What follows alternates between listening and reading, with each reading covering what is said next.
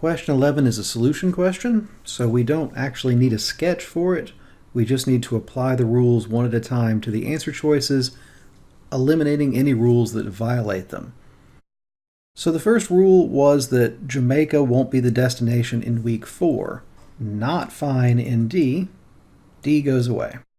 The next rule says Trinidad will be its destination in week 7. Not fine in E.